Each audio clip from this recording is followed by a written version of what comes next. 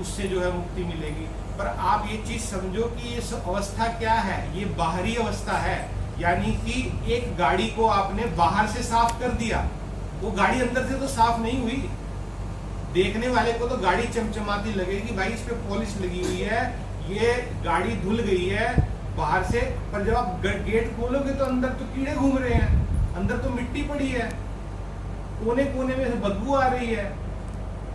तो जितना भी आप मंत्रोच्चारण कर रहे हो, जितना भी आप जो है यज्ञ कर रहे हो, और यज्ञ में जो बाहरी आहुतियां दे रहे हो, ये सब स्थूल प्रक्रिया है। आपने गाड़ी सिर्फ बाहर से धोई है, आपने अंदर से गाड़ी की सफाई नहीं करी।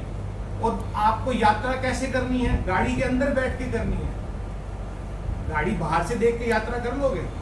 कहीं जाना है तो गाड़ी के अंदर बैठना पड़ेगा ना। तो गाड़ी के अंदर बैठोगे तो वहां बदबू आएगी, बैठा नहीं जाएगा, वो गाड़ी चलने लायक नहीं है।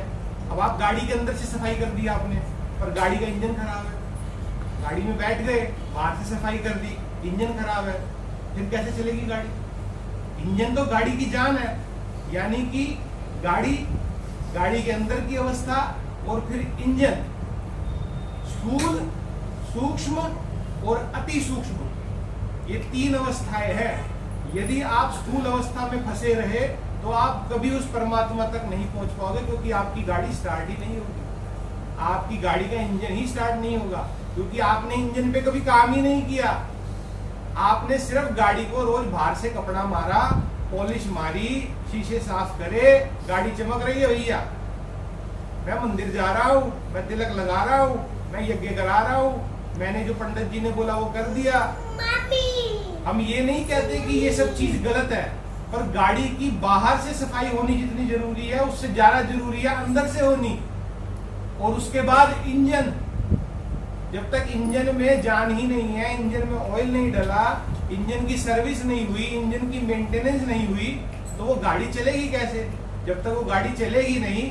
ये वो भाषा है जिसमें एक बच्चे को भी समझ में आएगा कि आप उस परमात्मा से क्यों नहीं जुड़ पाते हो, क्योंकि आप केवल बाह्य साधनों में फंसे रहते हो।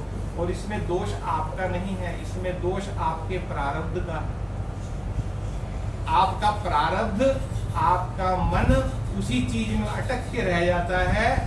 और आप यही अवस्था अगर शिशु की देखो, जहां से बात शुरू हुई थी, वो जो शिशु है वो उस परमात्मा के उस आदि नाम, सार नाम, राम नाम, कृष्ण नाम, राधा राधा, उससे जुड़ा रहता है।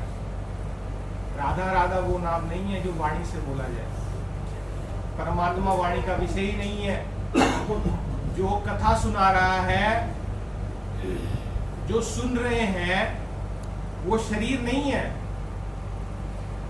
अगर जो कथा सुना रहा है ये अजन्मा अविनाशी है, तो वो अंदर की अवस्था है, यानी कि गाड़ी के अंदर, बाहर नहीं। ये तो बाहर की गाड़ी है, इसको तो चमका लिया, साबुन लगा लिया, साबुन लगा लिया, पानी से धो लिया, पर अंदर की अवस्था का क्या?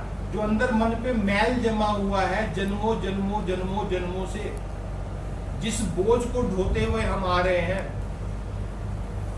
उस मैल को कैसे धोया जाएगा? उस मैल को केवल और केवल जो माता जी आपको मार्ग बताती हैं, ये पहला चरण है। जब आप इसको करोगे, देखो आपको टीचर ने होमवर्क दिया पर आपने होमवर्क करा नहीं, तो होगा क्या?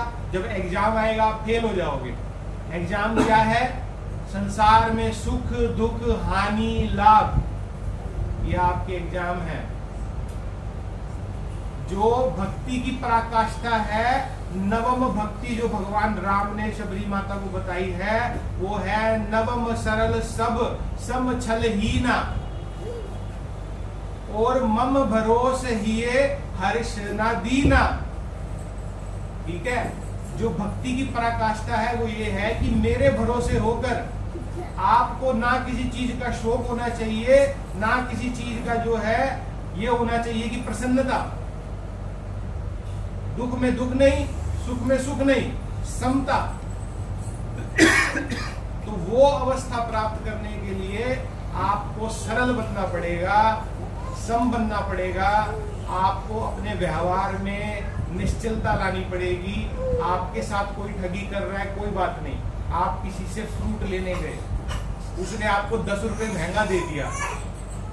कई बार मैं भी लेने जाता हूँ तो मेरे सामने मैंने मान लो 100 रुपए किलो में कोई सौदा किया और मेरे साथ में कोई आया, उसको उसने जो है 90 किलो में दे दिया। मैं उससे पूछता नहीं कि भाई तूने मेरे को 100 किलो में क्यों दिया, मेरा प्रारब्ध, उसका प्रारब्ध। राम जी ने एक चीज और कही रामचरितमानस में, जब विभीषण राम जी की शरण में आए तो सुग्रीव ने कहा कि प्रभु ये शत्रु का भाई है, इस पे भरोसा नहीं किया जा सकता। तो भगवान राम ने कहा कि मित्र, ठगना अपराध है, ठगे जाना अपराध नहीं है।